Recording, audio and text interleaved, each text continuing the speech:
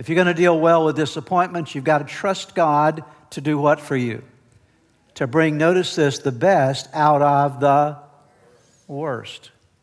That when things seem to be really, really, really bad, you've got to believe and trust that God is to take what seems to be and what might very well be extremely bad and turn it into something that is extremely good in your life.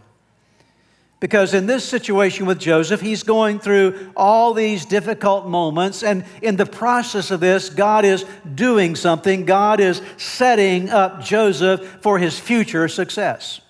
Now, Joseph doesn't realize it at the time, but God's plan for him is that he will ultimately become the prime minister of Egypt. And so everything that he's going through, unbeknownst to Joseph, he's being prepared for his future.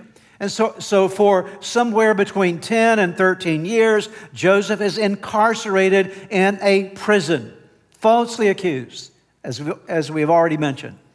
But it's not a regular prison. This is important to grasp. Where Joseph landed was, according to Scripture, it was the prison where all of Pharaoh's prisoners were kept. This is very, very significant.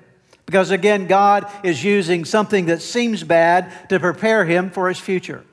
And anyone that had fallen out of favor with Pharaoh, had offended Pharaoh in some way, they ended up in this particular prison. It was, in fact, an official prison for the official government employees who had made a mess of their lives or had, again, offended or affected a relationship with Pharaoh in some adverse way. And so they're all landed in this one prison. And here is Joseph finding himself in the midst of all of these government officials. And so this becomes a unique training ground for Joseph. In fact, he's able to learn something that he could not have learned any other place. He's actually able to learn a lot about all the ins and outs of Egyptian government.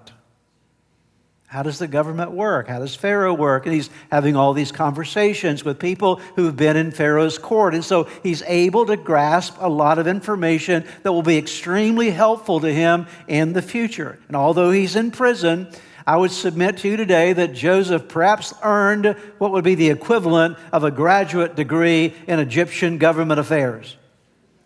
He's learning things that he could learn no other place. And here he is in this very difficult set of circumstances, but God placed him there to prepare him for what was in store for his future.